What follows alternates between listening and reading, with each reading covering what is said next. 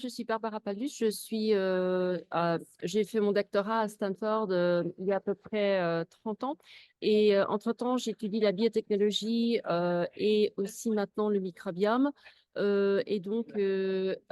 Avant, nous avons lancé de différentes entreprises, entre elles Finesse Solutions qui faisait des bioprocessus pour la production des vaccins, des anticorps, l'industrie pharmaceutique.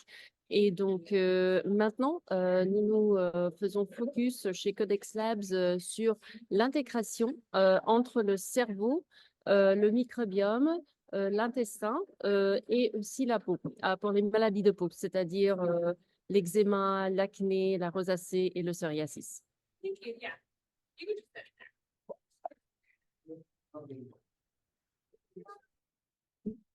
Bon, alors, moi, je m'appelle Camille Liners, je suis biologiste, doctorant en biochimie, chimie alimentaire et microbiologie. Donc, j'ai fait mes études à l'Université technique de Vienne, en Autriche. Et je, je suis donc biologiste principalement. Et j'ai créé donc plusieurs laboratoires, dont le laboratoire Réuni, qui est spécialisé dans le domaine de l'immunologie et surtout dans le domaine de l'hypersensibilité alimentaire. J'ai aussi donc une grande connaissance dans le microbiome, dans les analyses du microbiome. Et actuellement, donc, je suis le président du groupe d'experts international IMUPRO et consultant pour la société Air Biopharm qui produit donc nos tests qui s'appellent IMUPRO. Ça fait maintenant environ 24 ans que je m'occupe de ces intolérances ou hypersensibilité alimentaire. Et donc, on a un recul assez grand et une expertise assez importante sur le sujet.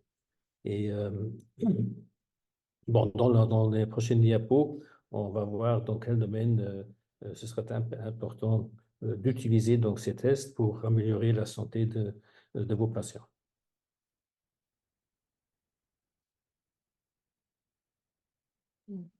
Nous avons des microbiomes partout dans le corps. On ne se rend pas, par exemple, disons, à peu près 99,9% de notre génétique provient des microbiomes qui se localisent sur différentes parties de notre corps. Il y a une grande influence de l'environnement sur les différents microbiomes. Certains sont à l'intérieur du corps, par exemple ceux des poumons, de l'estomac, du côlon, de la bouche. Et certains sont externes, par exemple le nez les organes sexuels et la peau, surtout.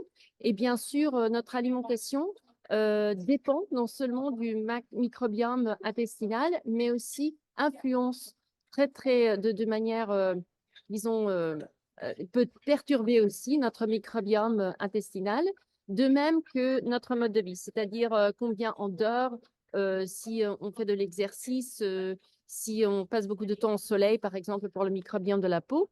Et bien sûr, il y a aussi des influences et des connexions avec nos hormones. Bien sûr, les produits, par exemple, pharmaceutiques, les antibiotiques, ont un grand effet sur les microbiomes. Donc, on peut considérer le microbiome, surtout le microbiome intestinal, comme un organe en lui-même.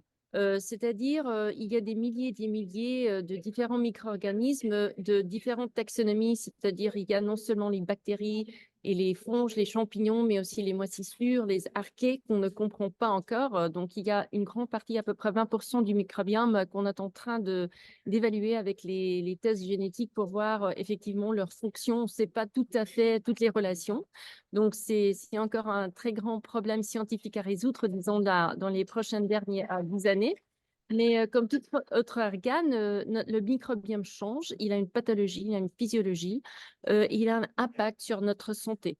Donc, le but, c'est vraiment de comprendre, par exemple, s'il y a des espèces pathogéniques, par exemple le E. coli ou le Helicobacter pylori, qui peuvent nous faire des problèmes, de même que disons, les imbalances, la dysbiose entre certaines espèces et types, par exemple, les bactérioides vers, disons, la proportion des firmicutes aux bactérioides. Et on a fait des études, par exemple, de l'obésité par rapport à cette proportion. De même, comme l'intestin fournit à peu près 80% du sérotonine, des neurotransmetteurs, par exemple, qui qui influencent notre cerveau, notre bien-être, il y a cette connexion aussi entre le microbiome, les short chain fatty acids, c'est-à-dire les chaînes courtes acidiques des lipides qui aussi sont fonctionnels dans la construction de nos barrières, c'est-à-dire la barrière cutanée, la barrière intestinale et le cerveau. Donc, effectivement, il faut considérer le microbiome dans les thérapies. Par exemple, avec C. difficile, des infections, maintenant, on fait des transplants de microbiome. C'est le premier médicament microbiologique qui est approuvé, par exemple, aux États-Unis. Mais disons, la science avance et la médecine va avancer avec des traitements microbiotiques et probiotiques. Donc, comment est-ce qu'on étudie le microbiome, par exemple, pour la longévité?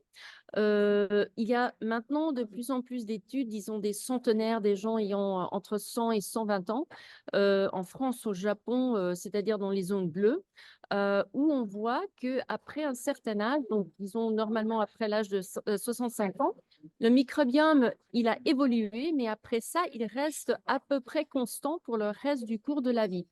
Et il y a certaines espèces, par exemple les actinobactères, qui ont une relevance et qui s'accumulent, disons, entre l'âge adulte de 30 ans et 65 ans, qui après aident à protéger le microbiome pendant la vieillesse.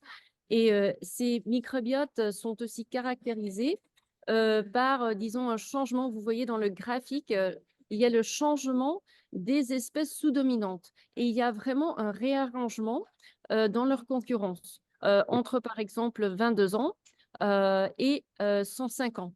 Et il y a des espèces, par exemple, qui ne sont pas du tout présentes à 22 ans, qui sont très, très importantes après, disons, 65 ans.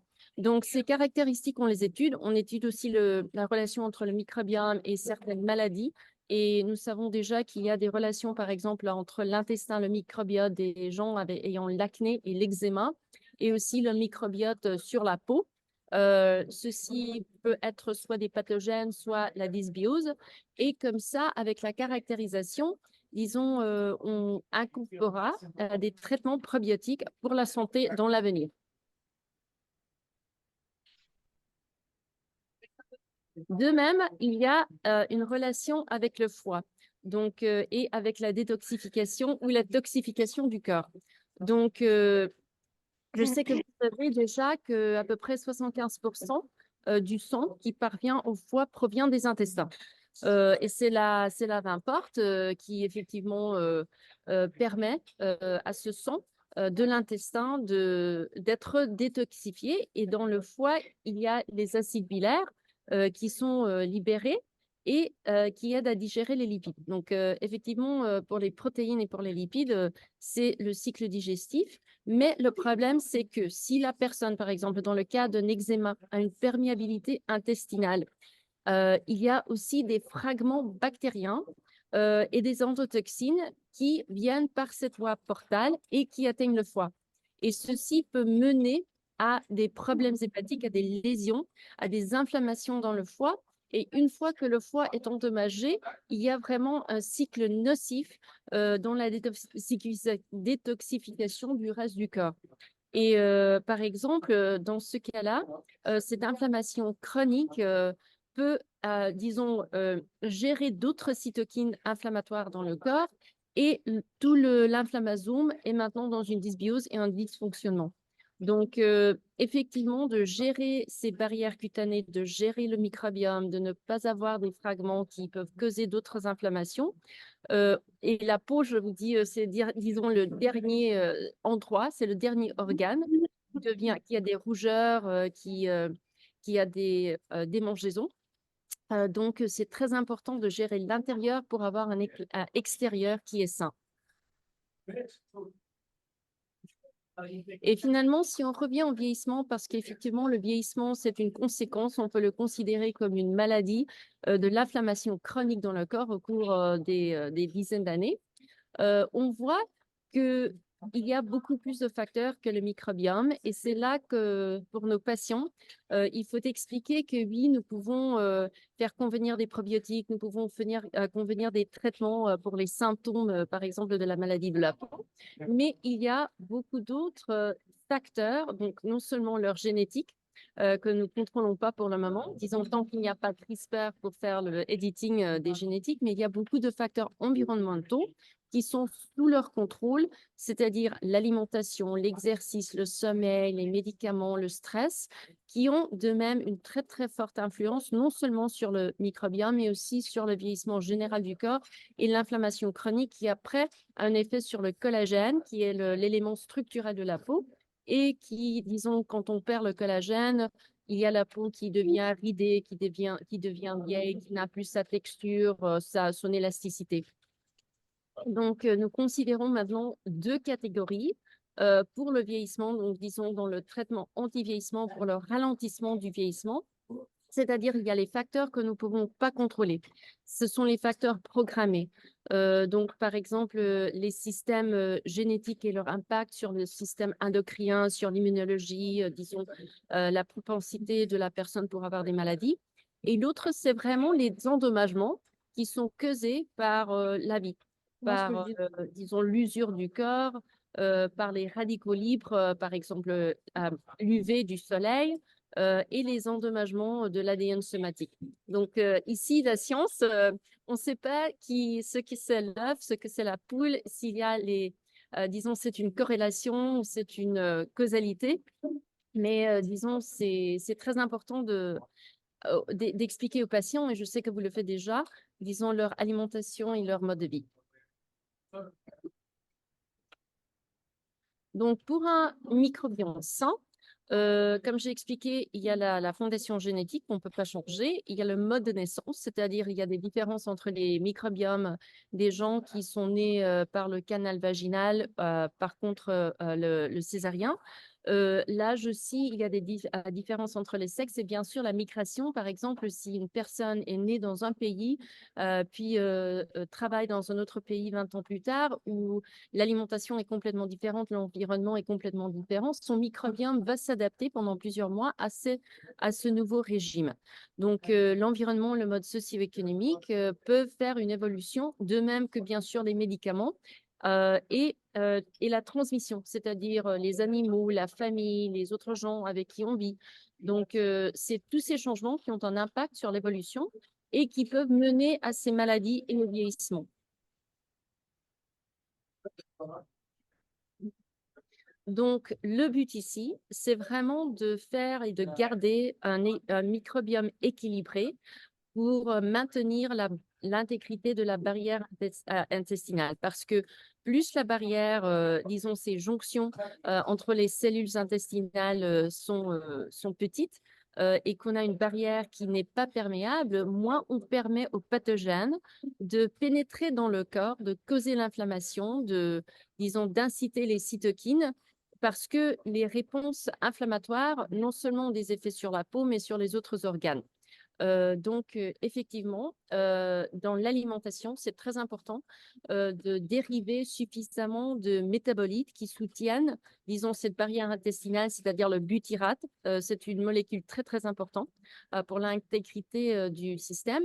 Et aussi de réduire le stress oxydatif dans le cœur, c'est-à-dire avec l'alimentation des antioxydants, avec des produits antioxydants sur la peau, et bien sûr éviter ces dysbioses en mangeant, disons, un régime alimentaire qui est plein de fibres, qui est plein de légumes, de fruits, et de peut-être limiter un petit peu, disons, la consommation de la viande rouge ou s'il y a des allergies, et c'est là où, disons, la deuxième partie de la présentation est très importante, d'éviter des allergies et des allergènes pour ne pas causer cette inflammation qui est vraiment, disons, mauvaise pour l'état entier du corps, et qui aussi a réduit la diversité du microbiome, parce que si on réduit cette diversité, par exemple avec un plan alimentaire qui n'est que, par exemple, la viande rouge, ou bien qui est trop fort en produits laitiers où il y a une allergie, le microbiome ne va pas pouvoir récupérer, la dysbiose va continuer et la perméabilité de l'intestin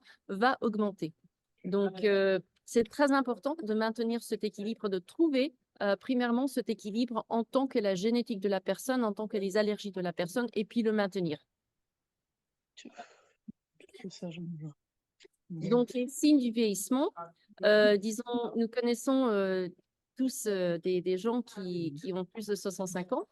Et effectivement, le profil de la sénescence et de la dysbiose cutanée, c'est vraiment la mobilité réduite pour leur âge, une immunité affaiblie, c'est-à-dire chaque fois qu'il y a des virus, la personne devient malade, une fonctionnalité digestive qui est réduite, c'est-à-dire une intolérance à plus et plus d'aliments avec le vieillissement.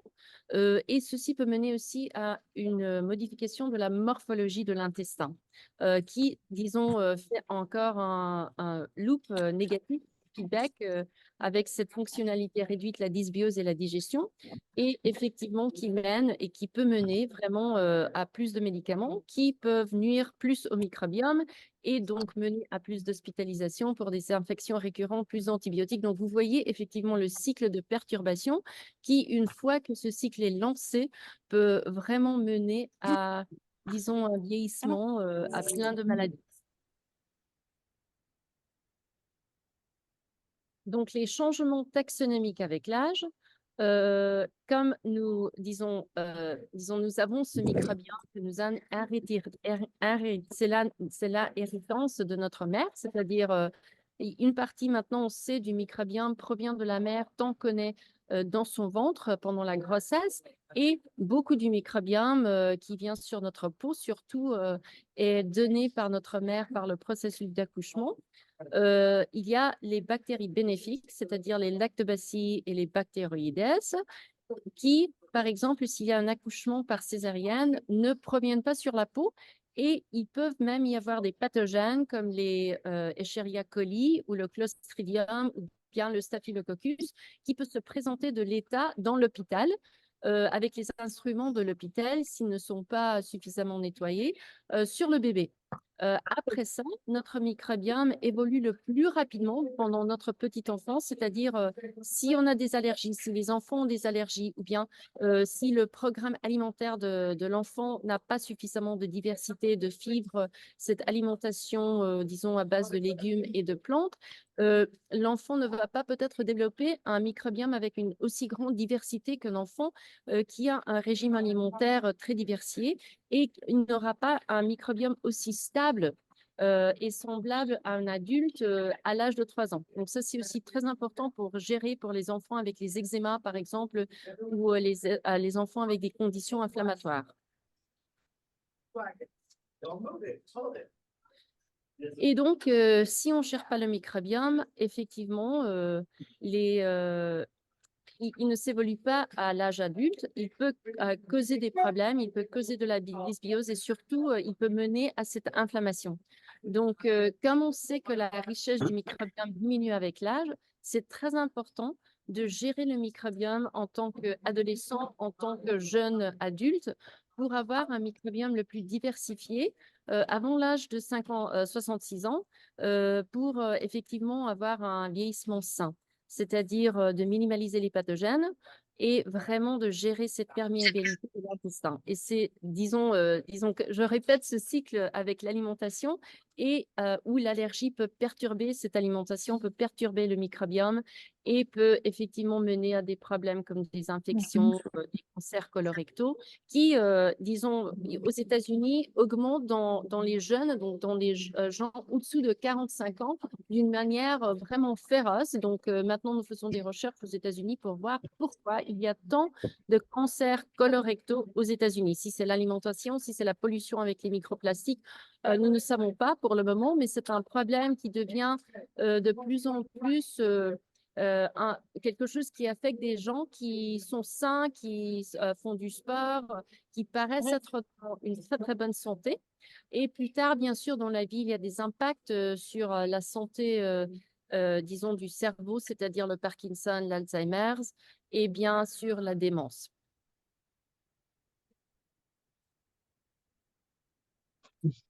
Bon, donc merci Barbara jusqu'ici. Donc je vais répondre à ce moment-là. Donc pour vous expliquer un petit peu les réactions adverses liées donc à notre alimentation. Donc principalement on peut partager dans les réactions adverses dans deux types, c'est-à-dire une fois les réactions non immunologiques. Comme par exemple les intoxications, donc intoxication avec du nitrate, avec des polluants, mais aussi avec des toxines, soit bactériennes ou soit issues directement de l'aliment même. Puis la pseudo-allergie, en fait, la pseudo-allergie, c'est une intolérance à l'histamine. Donc, c'est-à-dire, il y a des personnes qui ont euh, peu d'activité en diamino-oxydase, donc c'est l'enzyme qui détoxifie l'histamine. Et là, on parle de l'histamine qui est ingérée, donc l'histamine qui est dans l'aliment. Donc, on peut dire que chaque aliment fermenté, donc, ou maturé, comme le fromage, certaines conserves, le vin, la bière, le champagne, peuvent être riches en histamine. Et pour des gens qui ont une déficience en diamino-oxydase, peuvent donc causer une réaction pseudo-allergique. Pourquoi pseudo-allergique? Parce que bon, c'est à cause de l'histamine, donc les symptômes sont très semblables à celles d'une allergie réelle. Et puis donc, troisièmement, donc on a les intolérances classiques, c'est-à-dire une mauvaise absorption suite à un manque d'enzymes, encore une fois, comme la lactase dans le cas de l'intolérance au lactose, ou des transporteurs qui sont déficients pour une intolérance au fructose. Et puis donc, on a les réactions immunologiques. Dans les réactions immunologiques, on peut distinguer quatre types.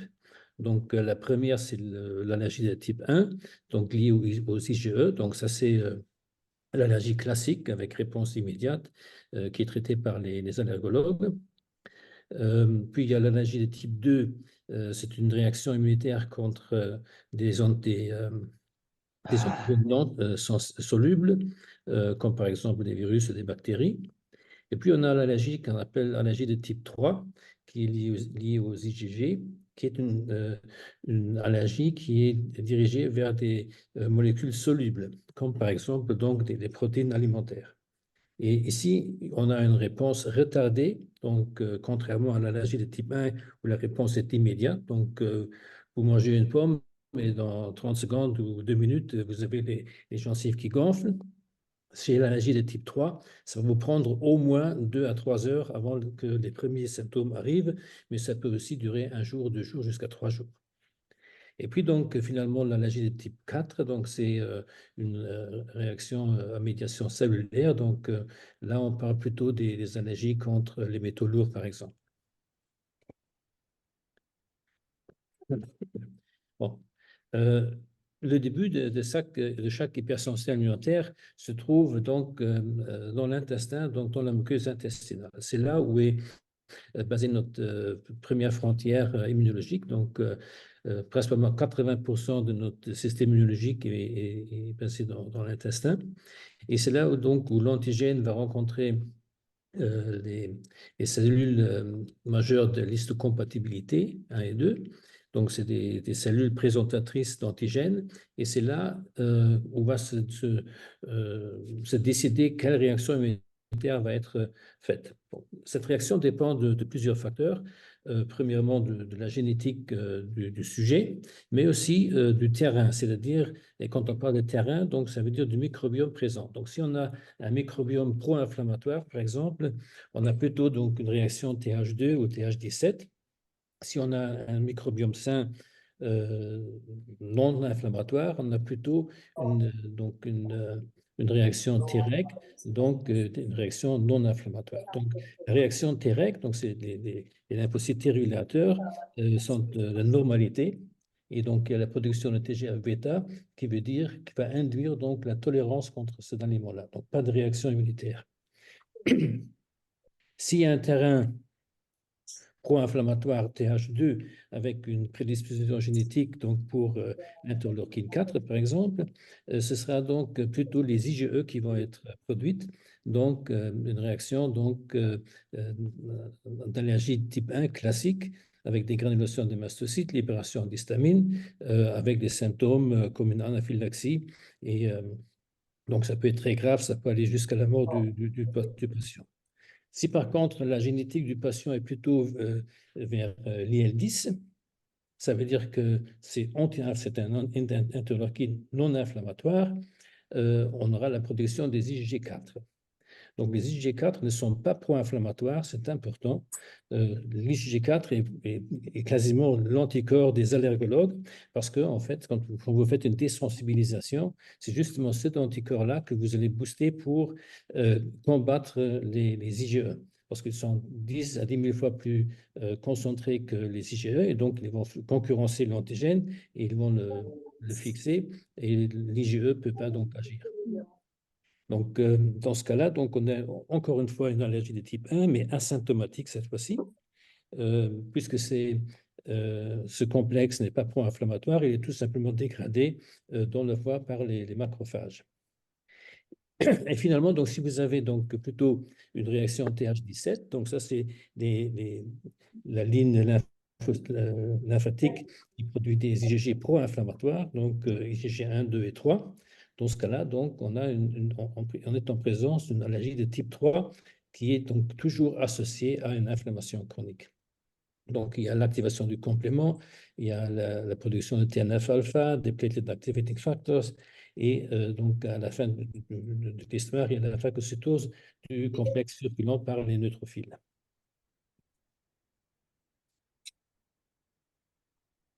Voilà, donc souvent les anticorps IgG sont reconnus comme être protectifs, mais oui, c'est vrai, mais seulement dans le cas des bactéries, des virus ou des champignons. Donc, pour se rappeler encore une fois des spécifications des anticorps IgG, en fait, ils reconnaissent un agresseur, ils le neutralisent par fixation en formation donc un complexe humain circulant. Ce complexe humain circulant, donc, il va attirer des phagocytes, il va activer le complément, et puis, donc, à la fin du compte, ils vont détruire ce complexe humain, soit en circulation, soit localement. Donc, c'est-à-dire, c'est un processus inflammatoire à chaque fois. Dans le cas d'une bactérie ou d'un virus, effectivement, donc c'est une protection contre l'agresseur. Donc, c'est le principe de la vaccination. Mais pour un aliment, c'est la cause de l'inflammation chronique. Pourquoi? Bon, un virus ou une bactérie, vous l'attrapez peut-être une fois dans votre vie, peut-être jamais. Et donc, c'est occasionnel et c'est instantané et c'est limité dans le temps. Mais par exemple, si c'est contre un aliment que vous consommez quotidiennement ou régulièrement, ben, ça va causer une inflammation chronique parce que vous présentez l'antigène plusieurs fois par semaine ou même par jour. Et donc, c'est une inflammation qui ne va pas cesser, mais qui va être chronique. C'est ça la grande différence entre un anticorps IgG contre une bactérie ou donc en cas de vaccination, ou un anticorps IgG contre un aliment.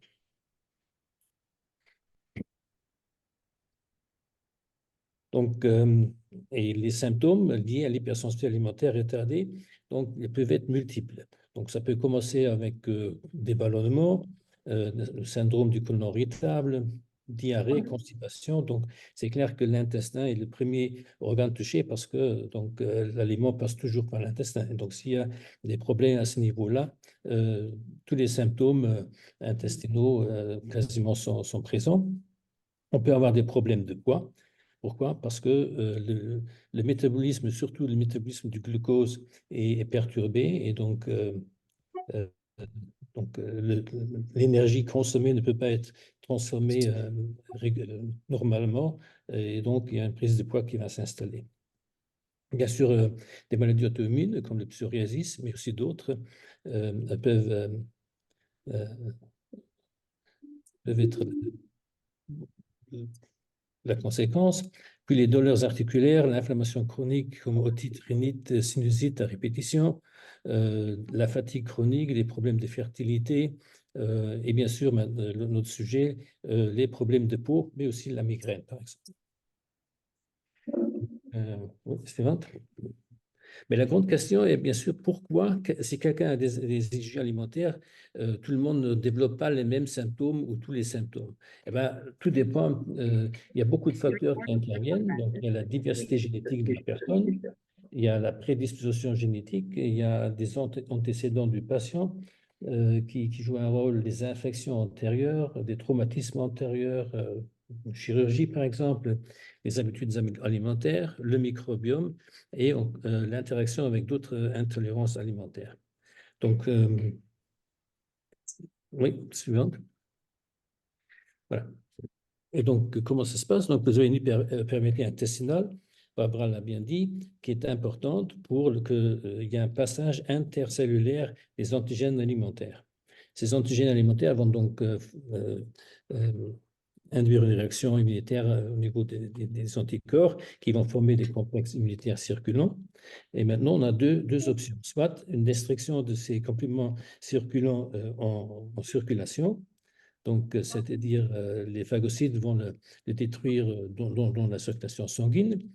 Ce sera une réaction inflammatoire, mais elle restera a priori sans symptômes. Donc, mais je dis a priori parce qu'en fin de compte, il y aura des symptômes, mais a priori, donc, on ne le sent pas tout de suite.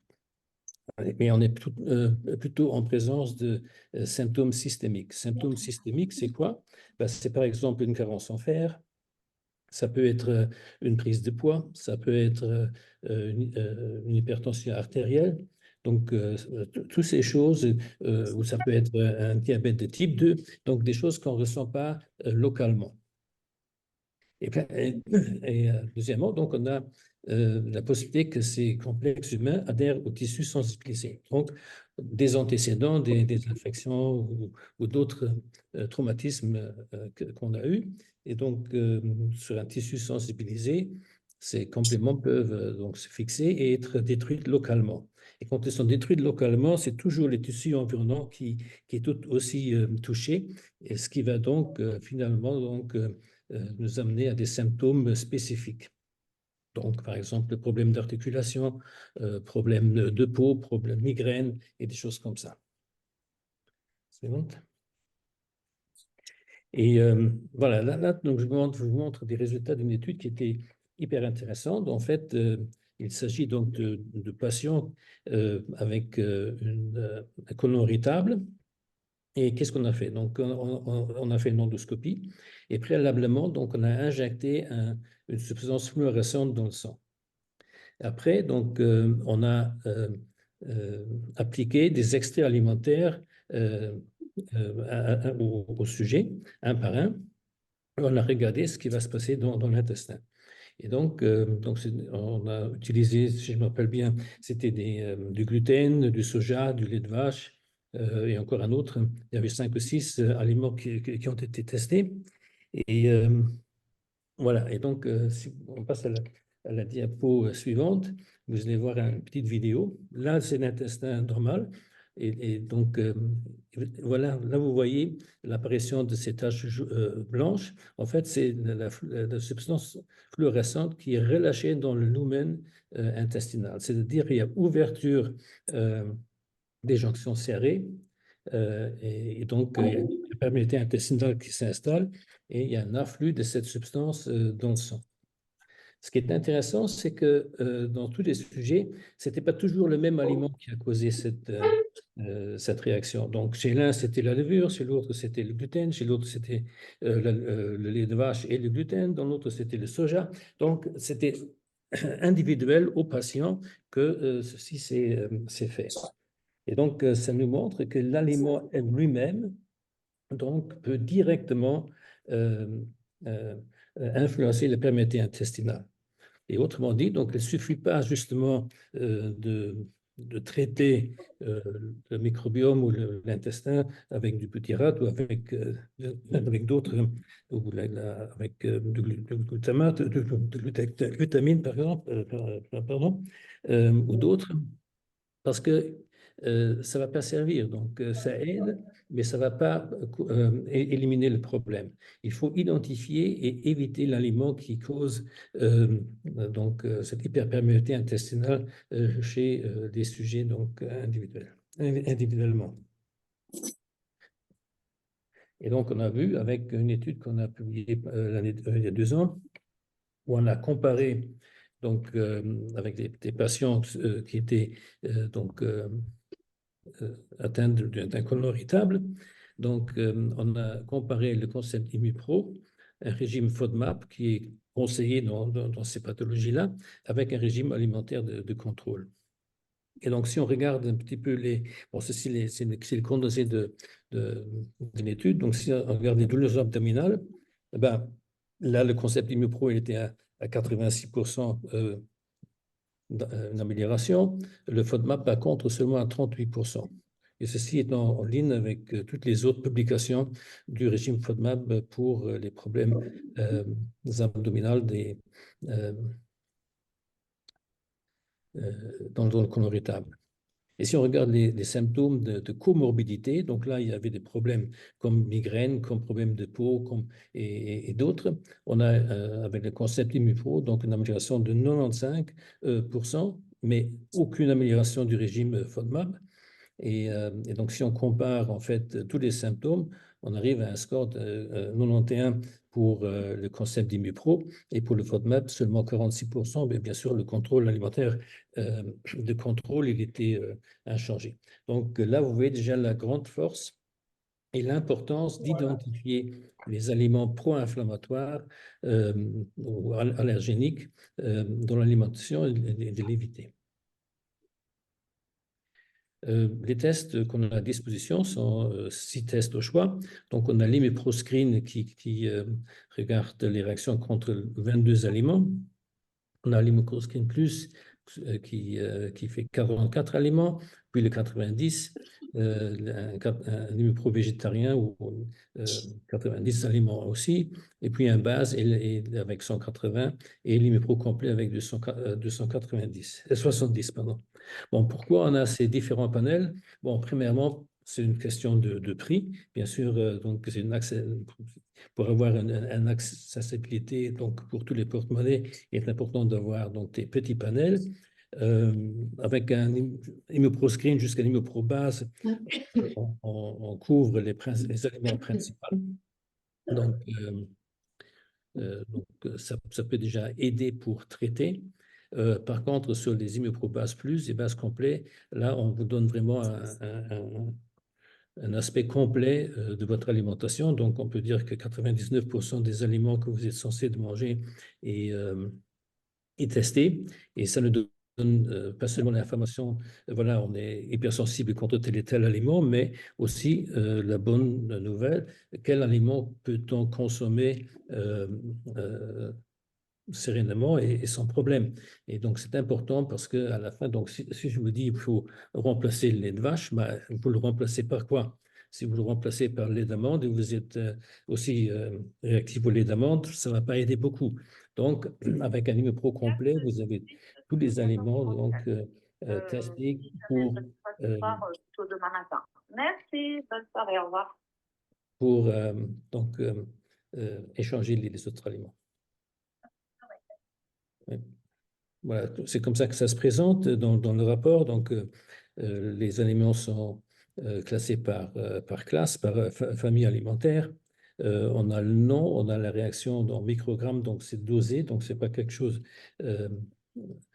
c'est pas qualitatif, mais c'est quantitatif. Donc, on a des microgrammes par millilitre d'IgG. On vous donne le niveau. Donc, la couleur vous donne rouge, veut dire c'est à éviter, orange c'est à éviter et vert c'est autorisé. Donc, vous voyez les chiffres ne sont pas identiques. Donc, chaque aliment a sa valeur de référence spécifique donc juste pour être très, très exact dans l'interprétation. Voilà, et puis le concept d'IMUPRO, donc avec ces résultats, donc vous allez avoir 3 phases pour mettre en œuvre. La première, c'est la phase d'élimination. Donc là, tous les aliments testés positifs doivent être éliminés pendant 5 à 6 semaines. Pourquoi 5 à 6 semaines? Parce qu'on a vu dans toutes nos études que si un symptôme est lié à un aliment IgG positif, c'est après 3 semaines au plus tard que 90% des symptômes ont disparu. Et donc, après 5 semaines, on peut dire que si après 5 semaines d'un régime correct, les aliments les symptômes ne sont pas disparus, soit il y a d'autres aliments en cause ou les aliments ne sont pas la cause. Et 5 à 8 semaines, c'est aussi pour donner au thérapeute donc, une flexibilité dans le temps pour revoir le patient et discuter les résultats. Après, donc, puisqu'on sait que pas tous les aliments positifs sont de ce qu'on appelle déclencheurs, parce que donc, vous pouvez être sensibilisé à un pollen, par exemple, et le pollen qui a une réaction croisée avec un aliment, donc cet aliment va sortir positif. Mais puisque la réaction contre le pollen a passé la phase digestive, il se peut que, dépendamment de l'antigène concerné, que lors de la digestion, cet antigène est détruit et que cette réaction IgG qu'on a trouvée n'est cliniquement pas significative. Pour éliminer tous ces aliments-là, pour les écarter de l'élimination, donc on fait une phase de provocation. Et cette phase de provocation, donc après 5 à 8 semaines, on choisit donc les aliments les plus préférés en premier lieu. On en mange un par jour et on observe pendant 3 jours. Donc, par exemple, si vous aimez les fraises, c'est la saison des fraises maintenant et vous avez une réaction contre les fraises, et bien dans ce cas-là, donc vous mangez 300 grammes ou 400 grammes de fraises et vous allez voir, vous allez observer votre poids et vous allez observer donc votre symptômes pendant 3 jours et s'il n'y a ni augmentation du poids ni apparition de symptômes, ça veut dire que dans ce cas-là, les fraises ne sont pas des déclencheurs et vous pouvez les réintégrer par après. Par contre, si vous voyez que vous avez une prise de poids d'1 kilo ou 1,5 kg d'un jour à l'autre et qu'il y a des symptômes qui réapparaissent, dans ce cas-là, donc, la fraise est un déclencheur et il faut l'éviter pendant au moins 1 an.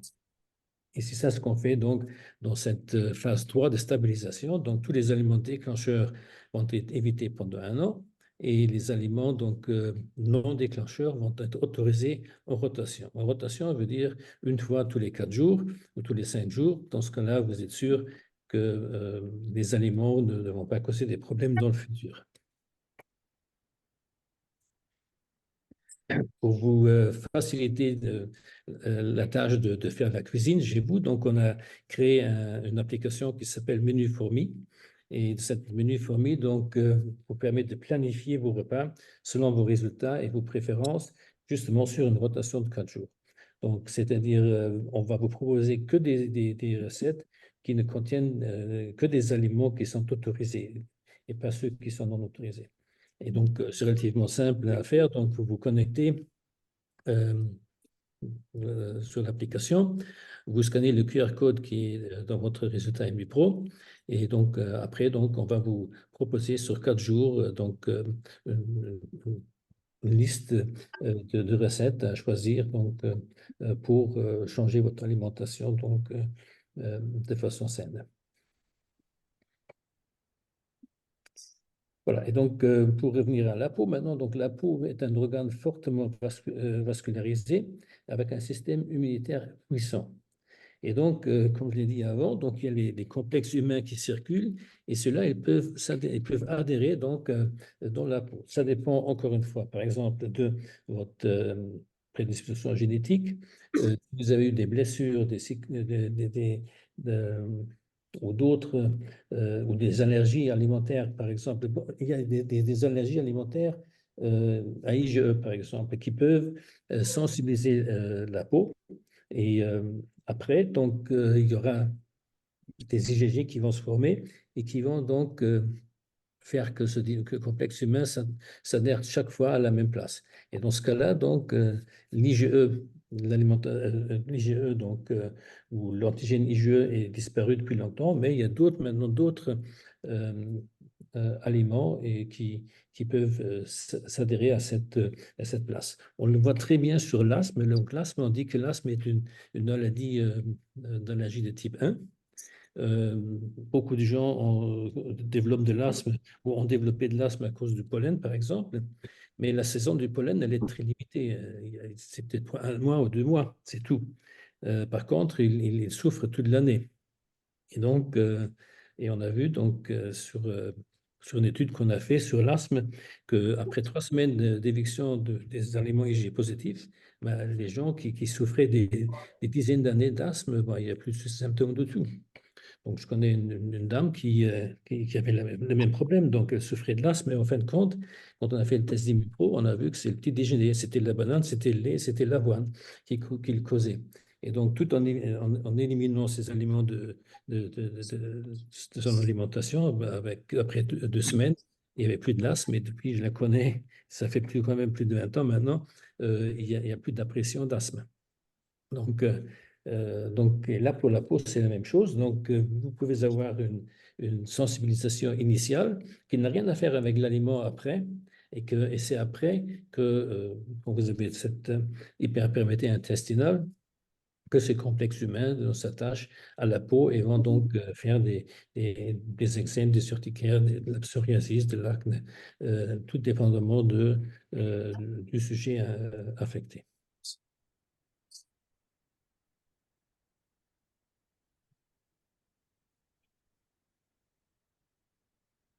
Voilà, maintenant c'est le tour de Barbara, si elle est encore là. Oui, je suis là. Oups. Oui, oui, je suis là. Donc, je ne sais pas si vous m'entendez. J'espère que vous m'entendez. Donc, nous allons regarder. Il y a l'axe cerveau, intestin, microbiome, peau. Et ceci, je dirais, c'est un sommaire, disons, de l'information précédente. Et c'est-à-dire, si on a la dépression, par exemple, le régime alimentaire devient, disons, perturbé. Par exemple, on va chez McDonald's, on achète beaucoup de chocolat, du popcorn, on reste à la maison en regardant le ciné, en mangeant, disons, des produits alimentaires qui ne sont pas très sains. Ensuite, ceci mène à l'inflammation. L'inflammation mène à la dysbiose et la dysbiose peut effectivement après perturber avec l'inflammation systématique la peau. Et puis, il y a des éruptions qu'on voit par exemple avec l'acné ou bien l'acné hormonal chez les femmes où parce qu'il y a l'éruption, la femme se met dans un état de déprime, son régime alimentaire, disons, devient moins sain. Et puis, la prochaine fois qu'elle a ses règles, l'acné hormonal, disons, est pire, les inflammations sont plus grandes. Et puis aussi, après un certain temps, le stress de la déprime peut aussi affecter les hormones, par exemple par la voie du cortisol. Donc, c'est effectivement cette recherche ici qui non seulement rend chaque personne unique, mais aussi il faut que la personne gère son plan, gère son alimentation, gère son mode de vie pour réduire, disons, de manière non-traitement. C'est pas des crèmes, c'est pas des par exemple des systèmes de gommage pour la peau, c'est pas nécessairement des probiotiques oraux, mais qu'elle gère, disons, les facteurs macro de la vie qui ont une grande influence aussi sur ces maladies, sur ces dysbioses, et qui effectivement font la corrélation entre la dysbiose intestinale, le stress et effectivement la manifestation du problème cutané. Donc, la dépression et l'anxiété ont été liées non seulement à l'acné, mais aussi à l'eczéma, à la psoriasis. Et disons, même si les cytokines inflammatoires qui sont lâchées sont différentes dans les différentes maladies, il y a toujours, disons, ce commencement de l'inflammation qui après peut mener dans des voies différentes de l'inflammation cytokinale, mais effectivement qui aussi mène disons, à cet intestin perméable qui aussi est peiné par les allergies. Donc, la recherche présentée ici, pour moi, c'était très, très intéressant parce que cela me donne, disons, vraiment les données pour faire l'argument aux patients. Et c'est pourquoi nous avons maintenant développé, disons, un journal personnel sur notre site web qui est gratuit, où les patients peuvent vraiment faire le tracking. Ils peuvent aussi enregistrer, par exemple, s'ils voient une réaction par rapport à un produit alimentaire, ils peuvent faire des petits tests d'allergie à la maison. Et puis après, on peut les convaincre de faire un test professionnel, de faire un test compréhensif dès qu'ils comprennent, disons, la valeur de comprendre leur système allergique.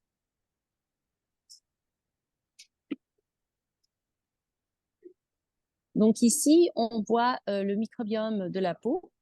Comme la peau est exposée à l'environnement, c'est-à-dire à la température, à l'air, au soleil, et il n'y a pas tant de nutrition pour le microbiome.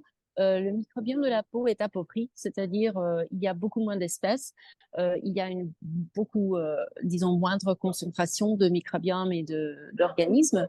Mais par contre, le microbiome, quand il est perturbé, par exemple, par des infections de Staphylococcus ou bien, disons, le Démodex dans le cas de la rosacée, peut de nouveau, par la peau, disons, créer ce système inflammatoire qui ensuite rentre dans le corps et peut mener à, disons, s'il n'est pas traité, il peut mener à l'inflammation chronique à l'intérieur du corps. Donc, c'est-à-dire, il y a cette relation entre l'intérieur et l'extérieur, mais c'est bidirectionnel.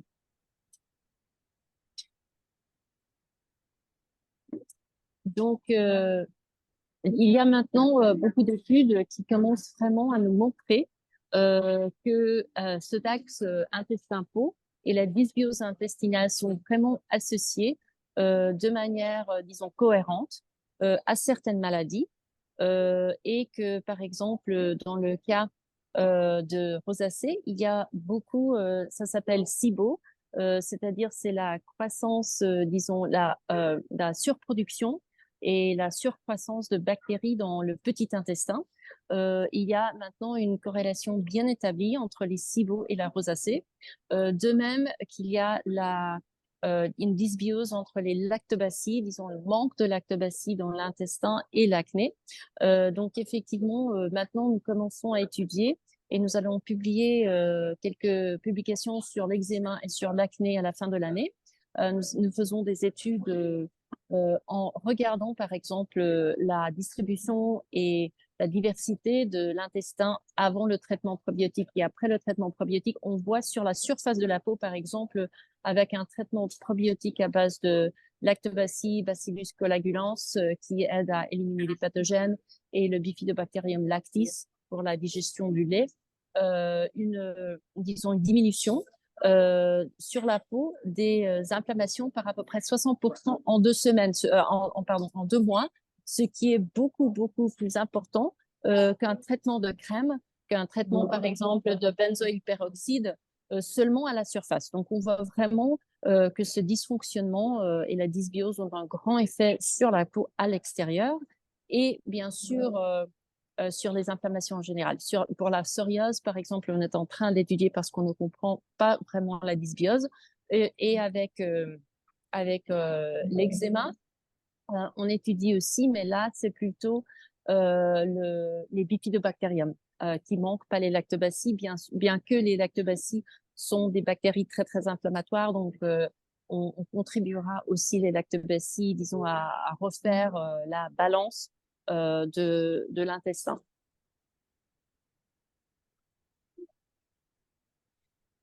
Et donc, finalement, on voit quelques exemples, c'est-à-dire si on regarde le microbiome intestinal, ce n'est pas seulement la collection des bactéries, mais c'est leur impact aussi sur la muqueuse. Et c'est aussi, ça peut être une hyperprolifération. Donc, par exemple, on voit ici, dans le cas du psoriasis et des maladies qu'on a mentionnées avant, même l'alopécia, c'est-à-dire on étudie maintenant le microbiome intestinal et son impact sur la perte de cheveux. On voit vraiment que cet intestin perméable est un très, très grand problème. Donc, c'est de nouveau, disons, ce lien entre l'inflammation, le système d'inflammation, le système allergique et la manifestation sur le peau.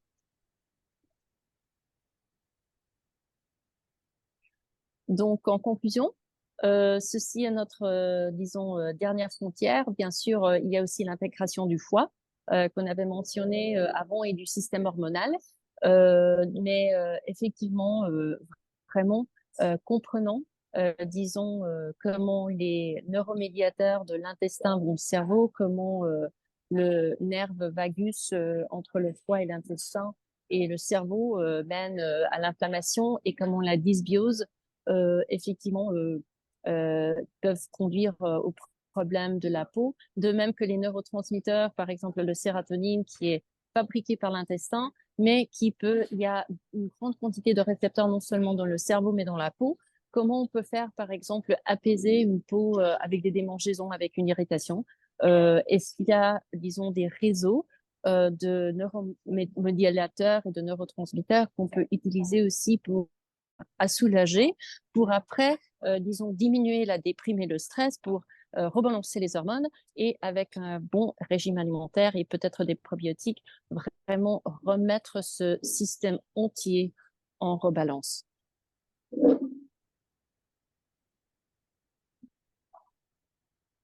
Voilà, donc là, je vous montre une publication qui a été parue donc, en 2013, justement pour l'eczéma atopique. Et c'est la première publication, en fait, qui met en cause tous les anticorps dans le sang, c'est-à-dire pas seulement les IgE, qui jusqu'à présent étaient les seuls à être impliqués dans l'eczéma atopique. Donc, mais ils disent aussi, donc ils ont démontré qu'il y a les IgA et surtout des IgG, des éosinophiles, des lymphocytes, mais surtout des neutrophiles et les compléments qui est donc pathologiquement corrélé avec l'intensité de l'eczéma. Donc, ils disent que l'eczéma est en effet une maladie complexe qui implique donc tous les cellules et composants hormonaux du système immunitaire. Donc, c'est très important parce que jusqu'à présent, effectivement, donc, et on voit dans les cas suivants que les gens les personnes sont traitées avec de la cortisone, avec les antihistaminiques et c'est tout. Donc, et souvent, c'est pas suffisant. Et ces agents-là, ils s'appliquent principalement donc à l'allergie de type 1 IgE. Et donc, et c'est pas suffisant. Donc, c'est important de prendre en considération donc le reste du système immunitaire. Le prochain cas, par exemple, donc c'est le petit Adrien. Donc, c'est des photos qu'on a reçues de la patiente. Donc là, à gauche, vous voyez le petit Adrien donc en mars 2007, dans un état épouvantable. Sa mère, elle avait déjà suspecté qu'il y avait donc un problème alimentaire. Donc, après un mois donc, de traitement avec de crème de goudron, huile de bourrache, probiotiques, homéopathie et tout ça. Donc, et 3 semaines d'éviction donc d'œufs par la mère parce qu'elle suspectait la mère suspectait les œufs étaient impliqués. Il faut dire que la mère allaitait dans le temps, donc elle était consciente qu'elle pouvait transmettre des allergènes au bébé. Ben, il y avait une amélioration donc, qui était très nette. Mais malheureusement, donc, 2 mois plus tard, il y avait une nouvelle rechute avec, encore une fois, donc, des plaques très importantes. Et c'est là qu'elle a donc fait un test ImmuPro. Diapo suivante. Donc, en début août, donc, elle commence le régime ImmuPro pour Adrien et pour elle-même. Et fin août, il y avait déjà une énorme amélioration avec quelques plaques mineures restantes. La mi-septembre, l'amélioration continuait. Il n'y avait que d'une petite rougeur au pli du coude. Et début octobre, il y avait une cicatrisation complète. Et de la mi-octobre jusqu'à aujourd'hui, donc moi j'ai reçu bon, aujourd'hui veut dire mai de l'année suivante, il n'y avait plus aucune crise, donc tout en continuant le régime. Le médecin traitant ne voulait pas croire ce qu'il voyait. Et, lui, il voulait appliquer de la cortisone. La mère a refusé. Et donc, il a dit, bon, moi, je ne vous crois pas. Il faut que l'enfant reprenne les aliments pour voir qu'effectivement, elle était en cause. Mais la mère a refusé de faire cette provocation pour ne pas donc pour protéger son bébé. Là, on a un autre cas qui nous est parvenu du docteur Moulham, qui lui est ORL pédiatrique et allergologue à Dubaï. Malheureusement, il est décédé il y a 1 an suite à sa 4e vaccination de Covid avec un arrêt cardiaque, ce qui est très, très déplorable. Mais donc, voici son cas. Donc, c'était une petite fille de 2 ans, 3 ans, qui a été traitée jusqu'à sa première visite à l'âge de 2 ans avec diverses pommades et crèmes à base de cortisone, des antihistaminiques et des antifongiques topiques, mais sans effet thérapeutique en fait. Et donc, l'alimentation quotidienne, avant de faire IMUPRO, était basée sur des cornflakes, des produits laitiers, des œufs, des dattes, du blé, du poulet, de la viande et du poisson. Donc, donc, euh, donc les résultats IMUPRO ont montré une réaction principalement aux œufs, au gluten, aux produits laitiers, noisettes et oignons. Donc, il a fait toute une des investigations analytiques. Donc, il a regardé tous les IgE, ils étaient tous négatifs. Il a regardé s'il y avait une maladie cœliaque, parce que le gluten était positif, la maladie cœliaque n'était pas présente. Et donc, l'élimination de ces 7 ou 8 aliments a fait dans quelques semaines une petite princesse qui depuis n'a plus de problème. Donc, on voit encore une fois quel potentiel ce test il peut apporter et surtout aux enfants. Je vais vous montrer encore après un autre enfant qui était encore plus épouvantable. Mais là, c'est un cas de psoriasis qui nous a été envoyé par le docteur Eric Kiner qui pratiquait à Paris et maintenant en Suisse. Donc là, il s'agit d'un homme qui souffrait de psoriasis depuis plus de 15 ans, donc parfois couvrant une grande partie de son corps. Et puisqu'il était grimpeur, donc on voit sur la photo, ça l'a invalidé souvent, donc il ne pouvait pas faire son sport. Donc, de nombreux traitements dans le passé ont été appliqués, comme crème de goudron, du propionate de clobastazole, des crèmes hydrophiles, la cortisone, la cryothérapie, des huiles essentielles. Et en fin de compte, il n'y avait pas d'amélioration. Et donc, un spécialiste lui a dit, voilà, maintenant, il faut faire un traitement chimique. Et ça lui a fait peur. Et heureusement, donc, il est venu chez le docteur Kinner qui lui a fait faire un test d'IMUPRO. Il faut dire que ce monsieur-là, il avait pas mal de réactions. Donc, je pense qu'il avait plus de 60 réactions positives. Donc, ça veut déjà dire qu'effectivement, il y a une hyperperméabilité intestinale très forte. Et donc, il a commencé à faire le régime. Et sur la diapo suivante, on voit les résultats. Voilà, donc les premières améliorations ont été observées après 3 à 4 semaines, tout en ayant un régime alimentaire strict selon IMUPRO. Il y avait une cicatrisation complète après 6 semaines et pas d'autres traitements et pas de rechute depuis 2015. Donc, les diapos, je les ai vus en 2017. Donc, c'est-à-dire encore une fois, donc une maladie auto-immune en général pas traitable a été complètement résolue après quelques semaines de changement alimentaire. Et là, donc, on a quelques cas. Donc, c'est des posters qui ont été présentés. Donc, là, c'était au congrès de dermatologie à Singapour par la professeure Gabriela Ion, qui est pédiatre à l'université à Bucarest. Je veux dire, c'est une pauvre femme parce qu'elle reçoit toujours les cas que tous les autres ne veulent plus traiter parce qu'ils n'arrivent pas à faire. Donc, elle nous a donné d'autres trucs, d'autres patients avec des patients autistes incroyables, avec des jeunes diabètes incroyables, qu'elle a tout pu guérir avec nos tests IMUPRO et les changements alimentaires. Et là, encore une fois, il y a donc des cas d'eczéma et des rémissions complètes après IMUPRO. Donc, elle a présenté un autre cas à l'Académie européenne de dermatologie et venologie à Séville. L'année dernière, c'était un eczéma chronique, une fille de 14 ans qui présentait une dysbiose, donc toujours un problème intestinal, c'est clair. Elle avait des antitransglutaminases négatifs, mais un IgG gluten positif. Donc, c'est quelque chose d'important à savoir qu'avec nos tests, on détecte souvent des IgG contre gluten, mais il n'y a pas de maladie cœliaque derrière. Donc, c'est-à-dire, nous, ce qu'on peut faire, c'est on peut détecter une intolérance au gluten non cœliaque. Donc, c'est quelque chose qui est discuté long et à travers justement aussi aux États-Unis. Et on dit toujours qu'il n'y a pas de test. Mais s'il y a un test, et c'est le nôtre qui, effectivement, il est très, très sensible au gluten. Et Et si on élimine le gluten, on va avoir des effets extrêmement positifs dans ce cas-ci. Et là, dans ce cas, c'était la même chose. Donc, bon, on ne voit pas très bien sur le truc, mais il n'y avait pas beaucoup de réactions, mais c'est le gluten. Et donc, après l'élimination de ces quelques aliments, ben, il y avait une disparition des symptômes immédiates.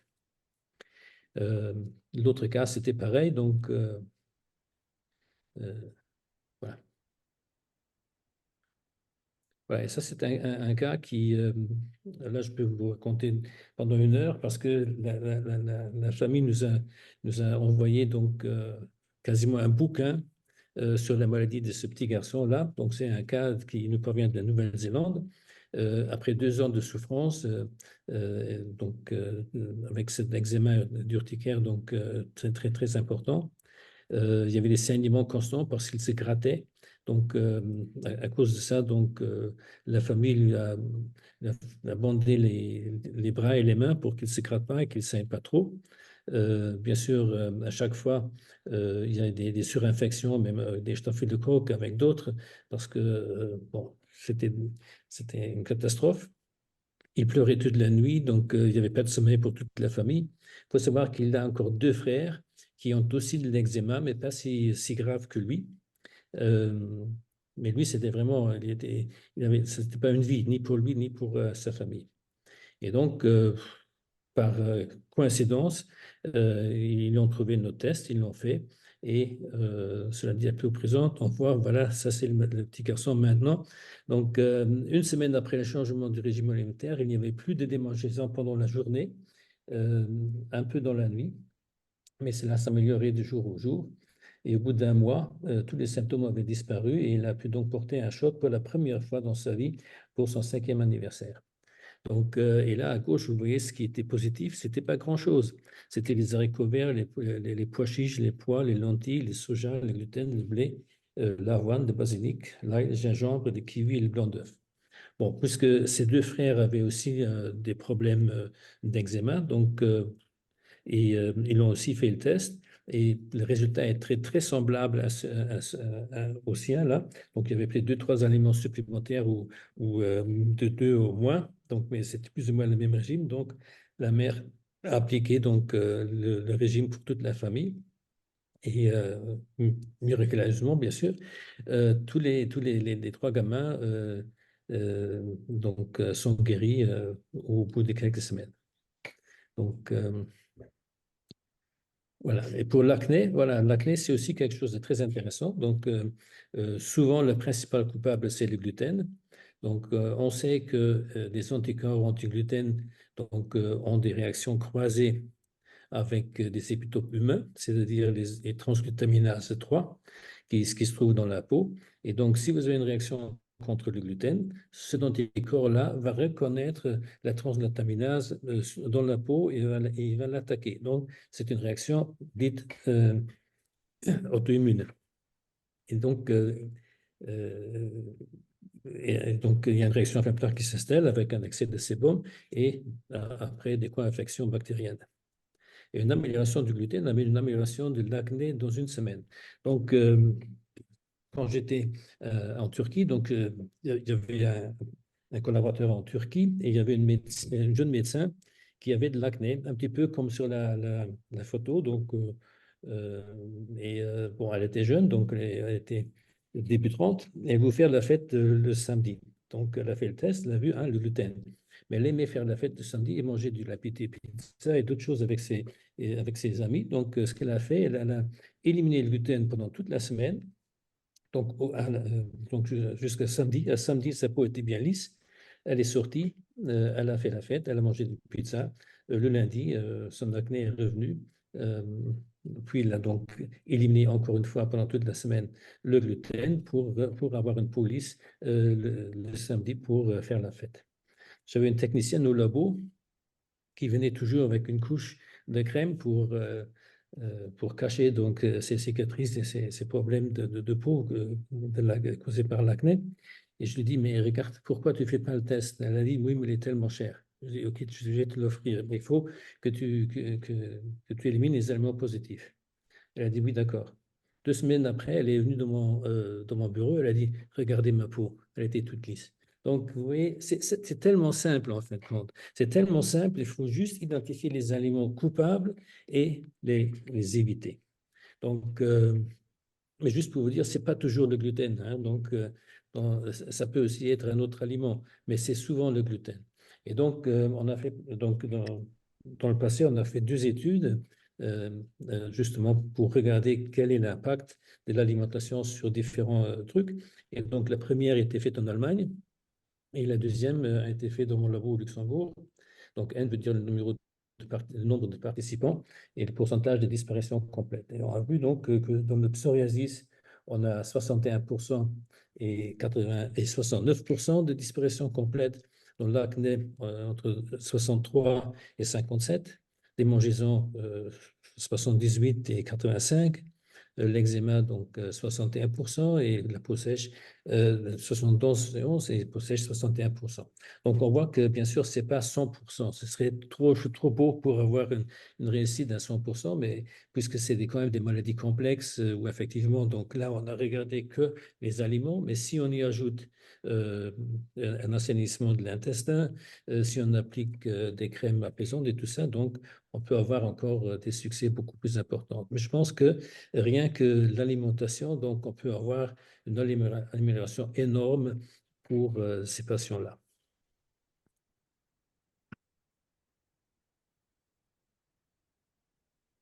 Donc, en conclusion, si nous regardons le vieillissement, je répète tout simplement, disons qu'à peu près 70 à 80% de notre système immunitaire provient effectivement de notre intestin et aussi la production des neurotransmetteurs. Donc, effectivement, on vieillit par l'intestin et par le microbiome.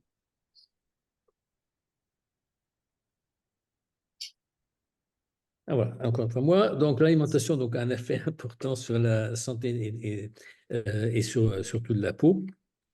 Et, et aussi, bien sûr, c'est la perméabilité intestinale. Donc, comme vous l'avez vu dans la diapo avant, donc, l'aliment, donc elle-même, l'alimentation ou les aliments peuvent donc augmenter la perméabilité intestinale sans qu'il y ait un microbiome présent, parce que dans cette étude-là, donc qu'on a vu, donc on a fait, c'était un tube vide, donc il n'y avait pas vraiment d'interaction avec le microbiome. Donc, certains aliments donc, peuvent directement augmenter la perméabilité intestinale. Et bien sûr, donc, avoir un influx, pas seulement de l'aliment, mais aussi des bactéries, comme l'avait décrit Barbara. Et donc, c'est important d'identifier ces aliments-là. Sans identification et élimination de ces aliments-là, la perméabilité intestinale est très, très difficile à manager, quoi. Donc, l'identification et l'élimination des aliments positifs améliore significativement l'état de la peau dans les cas suivants. Donc, comme on a vu, donc, le psoriasis, l'acné, l'eczéma urticaire, la peau sèche, la démangeaison, la chirurgie esthétique. Ah oui, ça, j'avais oublié. Donc, en Turquie, par exemple, on a un chirurgien esthétique qui, pour chacun de ses patients, fait d'abord un test d'Imipro. Pourquoi? Parce que il dit que avec un régime, donc c'est environ 8 à 9 semaines qu'ils doivent le faire, et il dit il diminue l'état inflammatoire de ces patients-là, et il a vu que la cicatrisation de son action chirurgicale est beaucoup meilleure que si les aliments pro-inflammatoires sont encore consommés. Donc, et aussi, donc, on voit qu'on a un rajeunissement de la peau. Donc, euh, j'avais une Italienne, une fille italienne ici qui travaille aussi au Luxembourg à la Communauté européenne, qui effectivement, donc, c'était ce qu'on a, nous, on dit une souris gris, une souris gris. Une souris gris, chez nous, veut dire quelqu'un qui n'est pas apparent, qu'on ne voit pas, qui n'est pas présent, quoi. Et, Et donc, elle a fait le test. Bon, il y avait bien sûr le gluten, il y avait le blé, il y avait pas mal de choses. Et elle dit, oui, mais je rentre en Italie, ma mère a fait les meilleures pâtes de l'Italie et tout ça. Est-ce que je peux en consommer? Je dis, ok, tu fais ce que tu veux, mais tu ne vas pas avoir un effet positif. Donc, quand elle est revenue, elle m'a appelé. Je lui ai dit comment c'était. Eh ben, écoutez, j'ai suivi vos conseils. J'ai pas mangé des spaghettis de ma mère et tout. Donc, j'ai complètement éliminé tout ce qui était positif. Et vous savez ce qu'on m'a dit, qu'on m'a demandé quand je suis revenu? La première question a été, est-ce que tu as un copain? Est-ce que tu as un nouvel ami? Donc, ça veut dire, elle avait complètement changé son apparence. Donc, elle a rajeuni. Et elle était apparente. Donc, on l'a vu. Et c'est quelque chose qu'on entend souvent que les gens donc, ont plus de force, beaucoup plus de force, se sentent mieux, se sentent rajeunis. Voilà. Et je pense qu'une combinaison avec une prise en charge des perméabilités intestinales, des crèmes apaisantes et nutritives, ensemble avec un test d'hygiène alimentaire, donc assure une guérison rapide et soutenue, surtout donc dans les problèmes de peau. Oui, et je soutiens à 100% ce point. C'est-à-dire nos crèmes et nos probiotiques, disons, ont un effet qui n'est pas peut-être pas trop petit, mais quand même, sans ce changement de régime, une guérison complète n'est pas possible.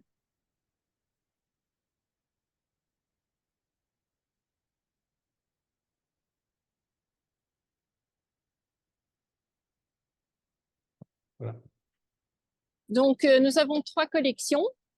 Et Virginie, je crois qu'on est vraiment en retard, donc on va faire très très rapidement. La collection verte est pour, disons, les démangeaisons et une peau qui gratte, c'est-à-dire les eczémas. La collection brune, c'est pour la barrière cutanée et pour réduire le stress oxydatif dans le corps et les inflammations. Et puis la collection bleue chante est pour l'acné, c'est-à-dire pour les peaux grasses. Et je crois qu'on n'a pas le temps de rentrer dans les produits Virginie parce que il faut que je monte dans l'avion. Donc, si tu veux présenter, Virginie, tu Très peux bien, continuer, mais malheureusement, j'ai un vol. aucun problème. Est-ce que tout le monde m'entend parfaitement? En tout cas, un grand merci, Dr Pellus et Dr Liniers, pour la qualité de cet échange. J'espère que vous avez été très intéressés par cette présentation. Très brièvement, comme Barbara l'a indiqué, donc je vais vous présenter donc nos collections. Comme l'a très bien expliqué Barbara, on a effectivement 3 gammes bien distinctives. Donc la gamme verte qui va plutôt être pour la soutenance des peaux très sèches, eczématiques, voire qui démangent. Donc, on a des produits phares parmi cette collection, notamment le nettoyant démaquillant qui est une huile qui a de nombreux bénéfices, qui va permettre non seulement d'éliminer effectivement le maquillage, mais aussi de nettoyer la peau et qui peut parfaitement convenir en tout cas pour une peau très sèche à sensible. Donc sur chacun de nos produits, vous pouvez constater un panneau d'efficacité clinique. C'est très simple, tout ça est affiché sur notre site web, mais aussi sur nos packaging. Donc par exemple, si on regarde un peu au niveau des données sur ce produit, on peut voir par exemple la perte d'eau transépidermique. Donc c'est-à-dire que ce produit va avoir un résultat négatif qui est de moins 25%, mais en fin de compte, c'est quelque chose de positif puisque ça va permettre d'éviter la perte d'eau de l'eau. Ensuite, on va mesurer aussi tout ce qui va être desquamation avec un résultat à moins 23% et d'autres recherches qui ne vont pas être appliquées, mais qu'on va rechercher sur d'autres produits. Donc, notamment avec le Skin Superfood 2.0, qui est une nouvelle formulation biotechnologique chez Codex. Donc, en fait, tous nos produits chez Codex utilisent la biotechnologie des plantes. Ce produit va vraiment être axé plutôt pour les peaux qui ont besoin d'une bonne hydratation au quotidien. Donc, elle peut s'utiliser de jour, mais également de nuit. On va noter très rapidement au niveau d'hydratation une augmentation de 42%. On va également avoir une diminution de la perte d'eau transépidermique qui est notée à 13%. On va avoir de la desquamation, donc c'est-à-dire que ça va permettre d'éliminer les cellules mortes. Donc là, on est à moins 40%. Et ensuite, on va mesurer tout ce qui va être l'apparence, la texture de la peau, la réduction des pores avec un indicateur à moins 2%. Donc ça, c'est pour la gamme BIA. Ensuite, on va passer sur la gamme grise, qui est donc la ligne Ampou. Ampou, qui est une gamme qui vient de Patagonie, en Chili, qui se concentre essentiellement sur 3 plantes indigènes locales, qui est le maqui, le matico et le murtilla, qui sont des plantes qui sont utilisées pour réduire l'inflammation de la peau.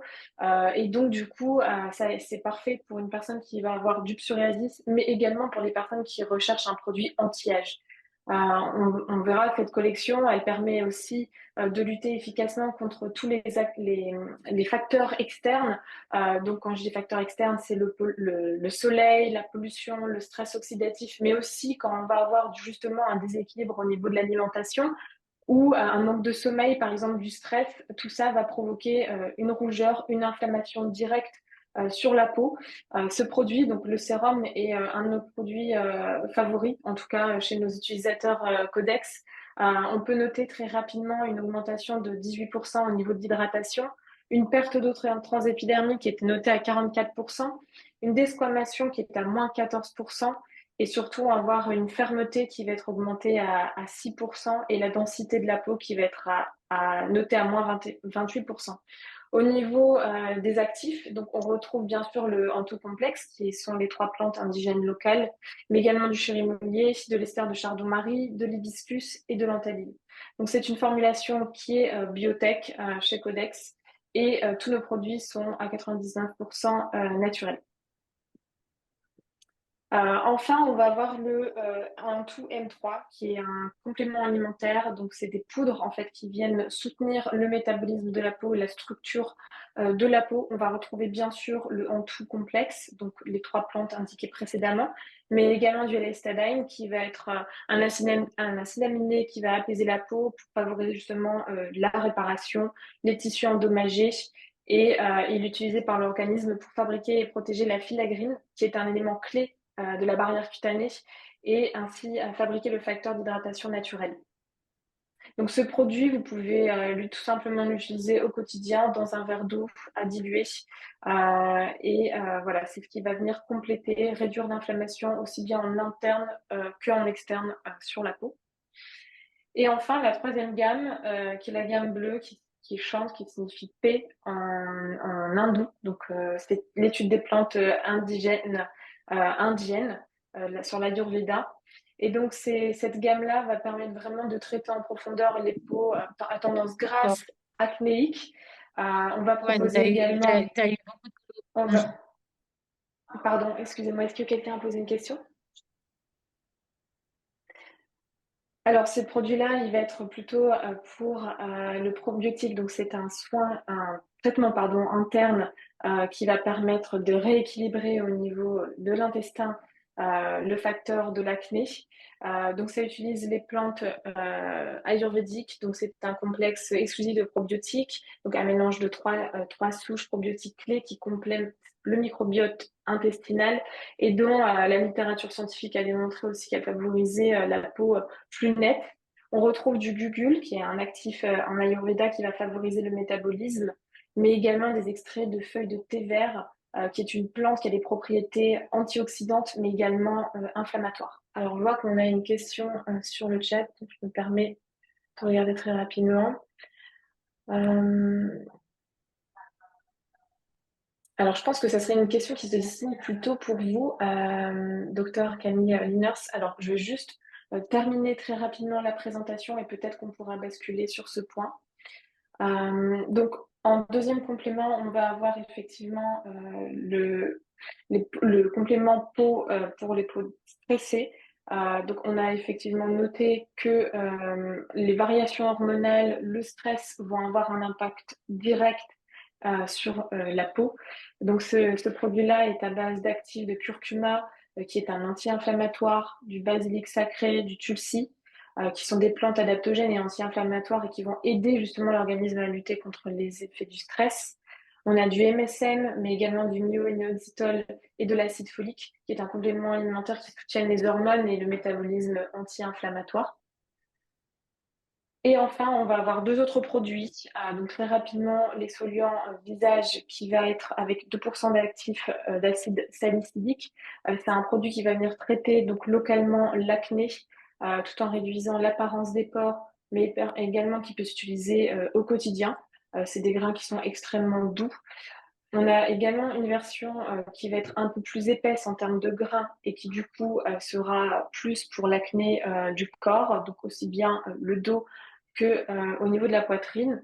On remarquera qu'au niveau des tests d'efficacité clinique, on notera 20% au niveau de l'hydratation. On a une desquamation qui mesure à moins 58%, l'apparence des pores qui est là non identifiée, et un sébum en revanche qui est mesuré à moins 24%.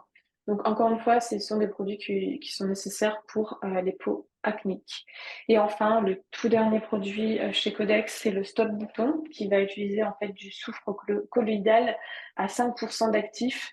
Donc au niveau des autres composantes, on va également bien sûr retrouver le champ complexe qui utilise les plantes ayurvédiques et également de l'acide de fruits, du glycolique, du lactique et du pyruvique et tartrique qui va contribuer au confort, au contrôle de la production du sébum et à l'augmentation et à la desquamation du maintien homéostatique dermique. Voilà, j'espère que, en tout cas, cette présentation vous a intéressé et je vous laisse la parole pour toute question auprès du docteur Camille Liners. Oui, donc voilà, donc c'est une question sur la transglutaminase 3 de la peau, hein, c'est ça? Oui, Vous pouvez peut-être reformuler la question. la Alors, question, je vais s'il vous vous la plaît. lire. Bonjour, avez-vous évoqué les transglutaminases 3 sur la peau? Pour la maladie cœliaque, on recherchait les AC transglutaminases. Ce seraient les combien? Pouvez-vous nous faire un petit point là-dessus? Donc, la question se trouve directement sur le chat. Oui, ok, donc voilà, donc il y a effectivement donc, il y a plusieurs types de transglutaminases. Bon, ces transglutaminases, donc, ils sont situés dans différents tissus. Donc, par exemple, pour la maladie cœliaque, c'est principalement la transglutaminase 2 qu'on recherche et qui est important pour la maladie cœliaque. Euh, Dans la peau, donc, il y a une autre transglutaminase c'est pas une grande différence, hein, mais elle est légèrement différente au niveau antigénique. Et donc, et là, c'est la transglutaminase 3. Il y a encore une autre qui s'appelle transglutaminase 6, par exemple, et qui est au niveau de la prostate, donc au prostate. Donc, voilà, et donc, bon, souvent, donc, bien sûr, il y a des réactions croisées. Donc, c'est-à-dire que si vous faites une recherche d'antitransglutaminase pour la maladie cœliaque, elle va aussi donc reconnaître la transglutaminase 6. Mais puisque c'est donc une analyse plus sommaire, elle va juste vous dire, voilà, c'est une transglutaminase. Et souvent, donc, principalement liée à la maladie cœliaque. Mais l'acné est une des complications donc, de la maladie cœliaque. Donc, et si on veut aller plus loin, aller plus spécifiquement, donc il faut donc rechercher la transglutaminase 3 plus spécifiquement pour dire, voilà, effectivement, donc on a une réaction auto-immune au niveau de la peau avec le gluten.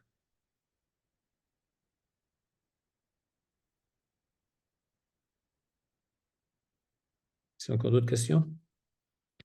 Alors, dans le chat, je ne vois pas d'autres questions. Est-ce que d'autres personnes souhaiteraient prendre la parole? Oui, je vois Vincent. C'était un remerciement au docteur Liner pour la réponse, simplement. D'accord, merci.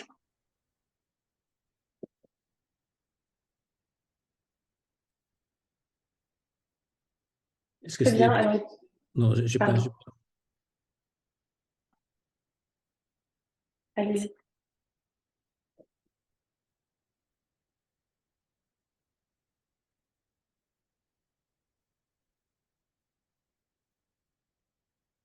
Alors, écoutez, si vous n'avez plus d'autres questions, à ce moment-là, je pense qu'on peut donc clôturer cet appel.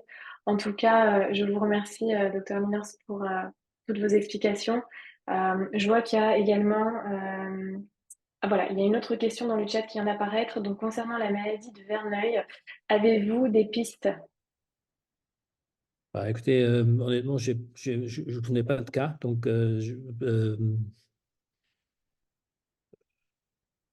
oui, c'est plus que c'est une pathologie chronique.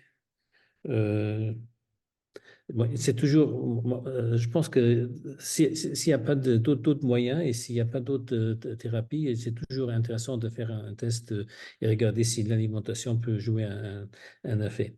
Donc, mais je ne peux pas vous le garantir dans ce cas-ci parce que je ne connais pas de cas personnellement où on a traité cette maladie avec un test d'Immupro. Mais ouais, je suis désolé, à mon avis, il faudrait peut-être essayer. Donc, et vous êtes le premier à nous donner un feedback positif.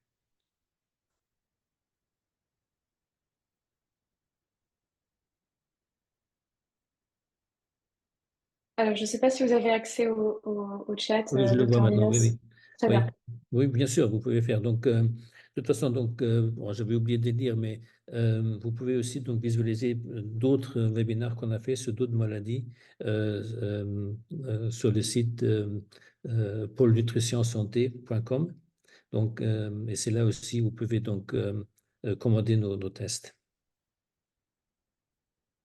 Donc, ou bien sur imipro.fr. Donc, là aussi, vous trouvez.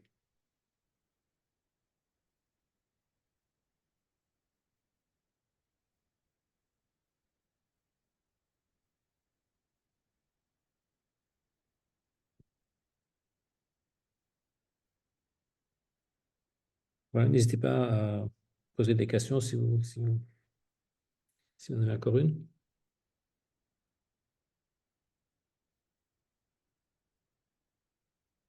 Alors, je pense qu'au niveau des questions, tout semble être indiqué déjà sur le chat.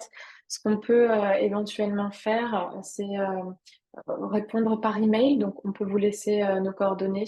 Et n'hésitez pas aussi à revenir vers nous. Dès demain, je vous partagerai du coup un replay de cet échange ainsi que la présentation. Donc, n'hésitez pas à revenir vers nous directement si toutefois d'autres questions vous viennent à l'esprit. En tout cas, un grand merci pour votre participation. Merci à vous, Dr. Liners. C'était vraiment un plaisir de vous écouter et c'était très instructif. Merci bien. Passez une bonne soirée. Merci vraiment à tout le monde. Au revoir. Au revoir.